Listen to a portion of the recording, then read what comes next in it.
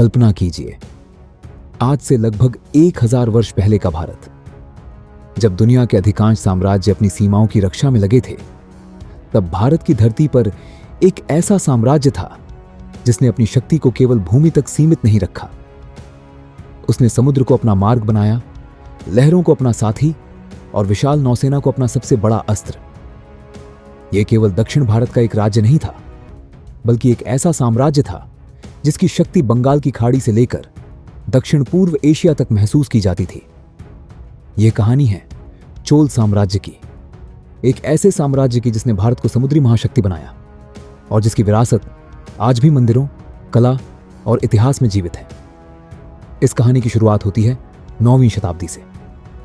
दक्षिण भारत उस समय कई छोटे बड़े राज्यों में बटा हुआ था। पल्लव्स, पांड्य और चेरा राजवंश अपने अपने क्षेत्रों में प्रभाव रखते थे।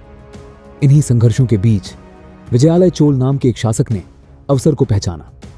लगभग 850 ईस्वी के आसपास उन्होंने तंजावुर पर अधिकार किया और चोल वंश की नई नींव रखी।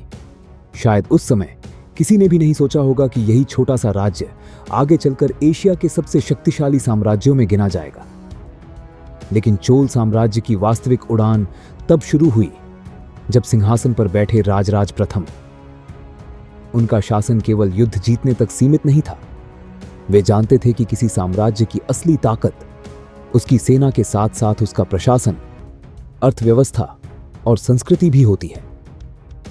उन्होंने दक्षिण भारत के अधिकांश भाग को एकजुट किया, श्रीलंका के बड़े हिस्से पर विजय प्राप्त की और समुद्री व्यापार पर अपना प्रभाव स्थापित कर दिया। उनके शासन में चोल साम्राज्य केवल एक राज्य नहीं रहा, बल्कि एक संगठित शक्ति बन गया। राजराज प्रथम ने केवल सीमाओं का विस्तार नहीं किया, बल्कि इतिहास की सबसे महान स्थापत्य कृतियों में से एक का निर्माण भी कराया, बृहदेश्वर मंदिर। तंजावुर में स्थित यह मंदिर केवल पूजा का स्थान नहीं था। यह चोल साम्राज्य की तकनीकी क्षमता, वास्तुकला और समृद्धि का जीवंत प्रतीक था। लगभग 1000 वर्ष बाद भी इसका विशाल शिखर दुनिया को यह याद दिलाता है कि उस युग में भारत कितनी अद्भुत इंजीनियरिंग क्षमता रखता था। लेकिन चोल साम्राज्य की सबसे बड़ी पहचान उसके मंदिर नहीं, बल्कि उसकी नौसेना थी। उस समय जब अधिकांश भारतीय राजाओं की शक्ति घुड़सवार और पैदल सेना पर निर्भर थी, चोल शासकों ने समुद्र की शक्ति को समझ लिया था। उन्होंने ऐसे युद्धपोत तैयार किए जो केवल व्यापार के लिए नहीं, बल्कि युद्ध के लिए भी बनाए गए थे। यही कारण था कि बंगाल की खाड़ी धीरे धीरे चोल साम्राज्य का प्रभाव क्षेत्र बनती चली गई। राजराज प्रथम के बाद उनके पुत्र राजेंद्र प्रथम सिंहासन पर बैठे। यदि राजराज ने साम्राज्य को मजबूत किया था, तो राजेंद्र ने उसे विश्व मंच पर पहुंचा दिया। उन्होंने केवल दक्षिण भारत ही नहीं, बल्कि पूर्वी भारत तक विजय अभियान चलाया। कहा जाता है कि उनकी सेना गंगा नदी तक पहुंची और विजय के प्रतीक के रूप में गंगा जल दक्षिण भारत लेकर आई। इसी विजय की स्मृति में उन्होंने नई राजधानी गंगैकोंड चोलपुरम की स्थापना की। लेकिन राजेंद्र प्रथम यहीं नहीं रुके। उनकी सबसे साहसिक योजना थी समुद्र के पार स्थित श्रीविजय साम्राज्य के विरुद्ध अभियान। आज का इंडोनेशिया, मलेशिया और सुमात्रा उस समय समुद्री व्यापार के प्रमुख केंद्र थे। लगभग 1025 ईस्वी में चोल नौसेना ने हजारों किलोमीटर की समुद्री यात्रा कर श्रीविजय के महत्वपूर्ण बंदरगाहों पर आक्रमण किया। यह केवल एक सैन्य विजय नहीं थी, बल्कि यह संदेश था कि भारतीय साम्राज्य भी महासागरों के पार अपनी शक्ति प्रदर्शित कर सकते हैं। उस समय शायद ही कोई अन्य भारतीय राज्य इतनी दूर तक समुद्री अभियान चलाने में सक्षम था।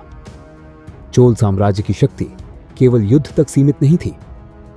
उन्होंने दक्षिण पूर्व एशिया के साथ व्यापार, संस्कृति और धार्मिक संबंधों को भी नई ऊंचाइयों तक पहुंचाया। भारतीय भाषा, कला, मंदिर वास्तुकला और हिंदू बौद्ध परंपराओं का प्रभाव आज भी इंडोनेशिया, थाईलैंड, मलेशिया और कंबोडिया जैसे देशों में दिखाई देता है।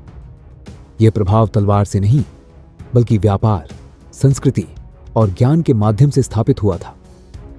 प्रशासन के क्षेत्र में भी चोल अपने समय से बहुत आगे थे। गांवों में स्थानीय स्वशासन की व्यवस्था थी। भूमि का विस्तृत सर्वेक्षण किया जाता था। कर व्यवस्था संगठित थी और सिंचाई के लिए विशाल जलाशय तथा नहरें बनाई जाती थीं। उनके अभिलेख बताते हैं कि गांवों की सभाएं स्वयं निर्णय लेती थीं और प्रशासन में जनता की भागीदारी सुनिश्चित की जाती थी। यह व्यवस्था उस युग के लिए अत्यंत उन्नत मानी जाती है।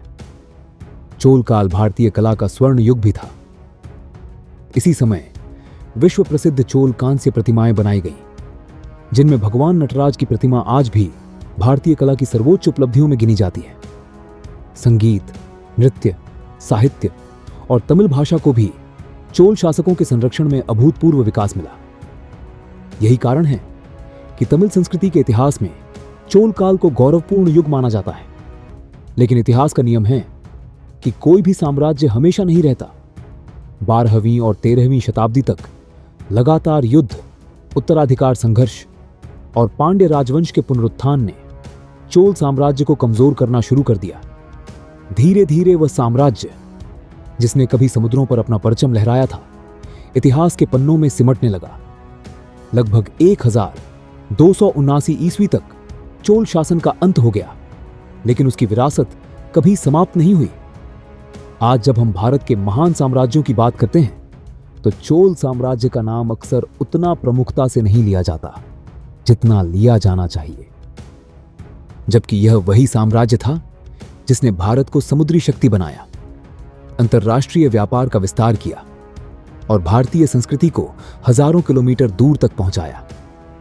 यदि आज दक्षिण पूर्व एशिया के अनेक देशों में भारतीय सभ्यता की झलक दिखाई देती है, तो उसके पीछे चोल साम्राज्य का योगदान अत्यंत महत्वपूर्ण है।